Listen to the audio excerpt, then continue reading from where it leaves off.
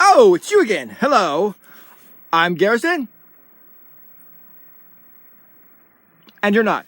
And this is my iPod vlog number 91. The last one for March 2016. March 31st, 2016. Today is Thursday. And today we were going to talk about space. And I was wondering why NASA got rid of the space shuttle program without replacing it. Why are we using Soyuz capsules, which are Russian, to get to the International Space Station? Huh? Why don't we have our own rockets? What the flip's going on with that? Why don't we have any space shuttles anymore? Why didn't Obama, our president, issue some kind of new design for a space vehicle that we can use without using Russian technology? It's stupid, right?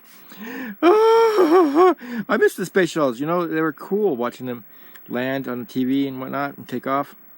Not the ones blowing up, because seeing them explode were really... I was in school one time when the first one exploded, and we had a moment of silence because it was sad. It was back in the 80s. Yeah, I'm that old. Anyways, I was always also wondering why we gave up on going back to the moon, and then I realized it's because of the moon dust.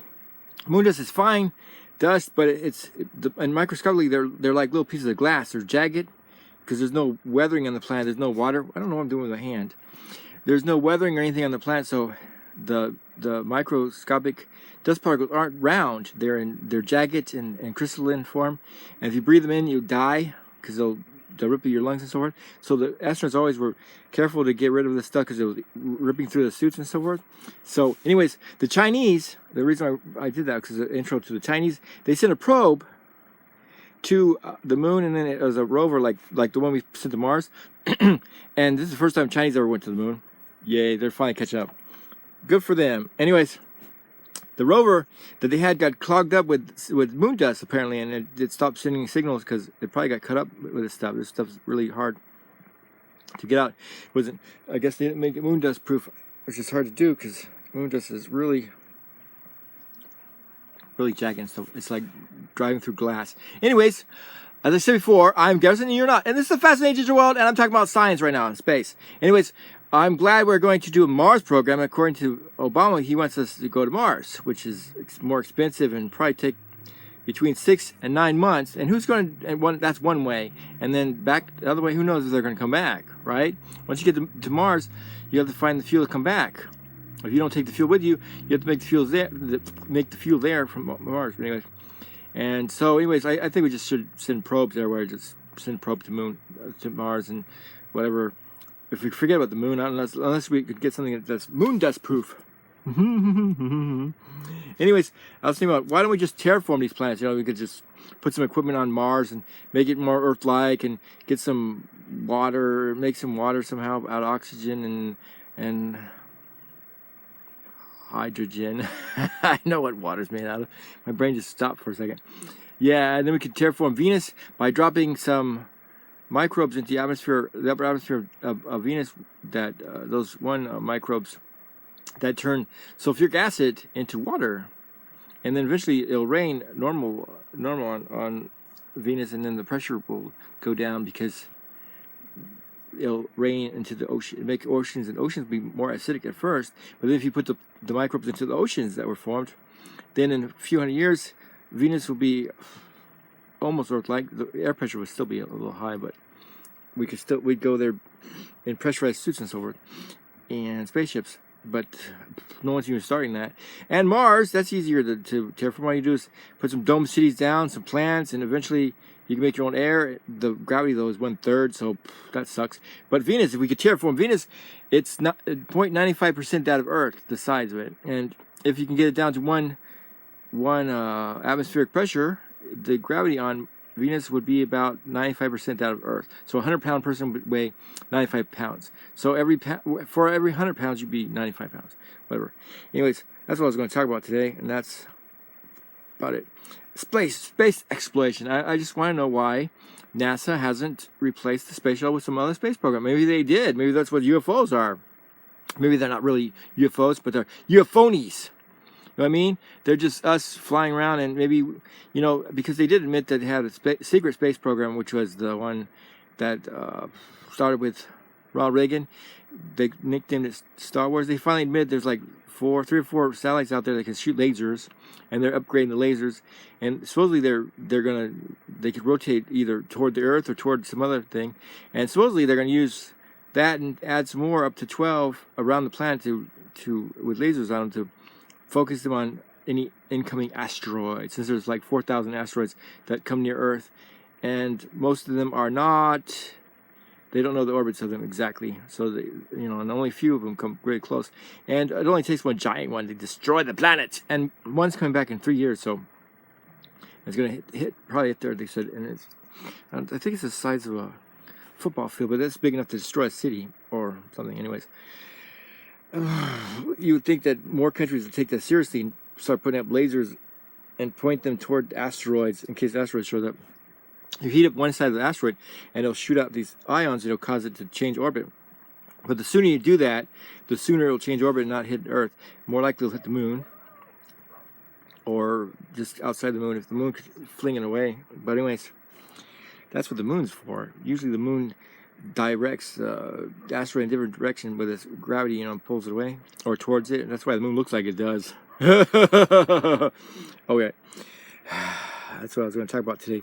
And terraforming is a science of changing a planet into like Earth. Terra meaning Earth, and form, shaping it like Earth. So that's what terraforming means, to make a planet look like Earth. So yeah, if only Venus was more Earth-like, it'd be easier to terraform it. But because of the high pressures, it's going to be impossible, or nearly impossible with our current technology, to land on the planet without something crushing. Everything we land on the planet doesn't last that long. I don't know what Nixa, Missouri is. But anyways, that's what it's called right now. It's real life from me to you. Like I said earlier, this is a fascinating digital world, and that's why I'm learning from the science programs and so forth. And I was wondering, when will we be in space? Do we have the technology? Will we be like Star Trek? Will it be warp drive, or will it take hundreds of years to get to the next star? If it does take hundreds of years to get to the next star, then that means we either have to do one of two things. One, control the population of the planet so we can stay on this planet and keep this planet all Earth-like and not crap it up, and start recycling and keep the planet clean, the air, water, land. All right, for our future generations. Or two, we could start terraforming planets and make them look like Earth. That way we could trash this one and just go to the next one and trash it, which is what seems like humans do. And I can see within a few hundred years we'll end up taking up all the spaces on all the planets in this star system that you can probably live on, from here to Pluto and back, who knows. And still, we'll probably crap the Earth. Hopefully we can save the Earth and control the population. But if we can't control the population, we have to go somewhere. You can't just sit here and with 100 billion people or 500 billion people, who knows how many people can show on the planet without it, being sucked the life out of it. But anyways, that's what I was going to talk about today, terraforming. And also today we went to the chicken place that's controlled by the Colonel, and it has something to do with Kentucky. Yeah, and it had some of that fried chicken there. It's 4 pieces, and I have 1 piece left, and I'm going to eat right after I'm done with this. That's why I'm talking so fast, because I'm hungry. Why do I talk fast when I'm hungry? You think I would have no energy. I'm like, I'm talking really slow because I'm hungry. Sounds like almost like Eeyore. Eeyore! It's a dark and stormy day today, not the kind of day to go to the park. Okay. Anyways, we went there and some chicken, and yeah, and I had some root beer. I already drank it, and I'm gonna drink some more cherry Dr. Wannabe. I don't know what the actual name of the thing is. Something to do with lightning and thunder. Yeah. Oh yeah. My eyes are green. Isn't that cool? I was born with blue eyes. This is what I get all freaked out about, because when I was 12 years old, my eyes started turning green. Yeah. Anyways, I'm the only one that has green eyes. All my brothers have blue eyes, and my sister has brownish eyes. Brownish, kind of hazel.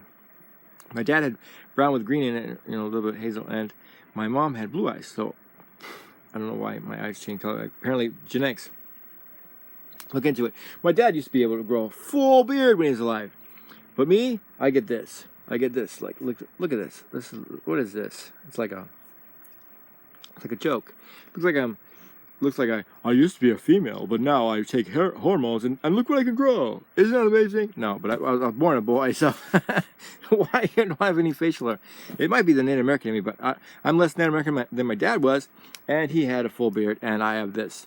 I have this, I didn't shave it this way, so just so you know, I'm not Asian that I know of. I mean, I might have some on my mom's side, but not enough to make me look like this. It might be the Native American, so. And technically, Native Americans are Asian, so they came across the land bridge a long time ago. Don't know why I'm singing. Okay, anyways, that's what I was talking about. Today, we're talking about terraforming. So the planets we could terraform are obviously Mars, and then maybe we can make some space bases that rotate, that have some kind of facsimile of gravity, because if they spin fast enough, the gravity will be high enough. And if we could ever terraform Venus, that'll be perfect, because it's almost the same size as Earth. We can get the gravity about the same if we get the air pressure the same, because the gravity is 95%. If it was at one atmosphere, if we can get the atmosphere just a little bit higher, it'll compensate and make it feel like you're the same weight on Venus as you would be on Earth. But because the high pressure, it's like being under the ocean and also burning at the same time with sulfuric acid rain. Yeah, that's fun. Anyways, that's all I did today, was go to the Colonel's place. The Colonel wasn't there because he's a creepy Colonel. He goes, "I'm the creepy Colonel, come eat my chicken." Usually I wear glasses and this eye is kind of drifting off. It's amblyopia. Anyways, yeah, I was watching YouTube of these dead and dying channels again, and watching through some old videos of some other people throughout the years, watching them turn from child to teenager to adult, and I'm like, really, this is so strange. I mean, how many years can you be on YouTube?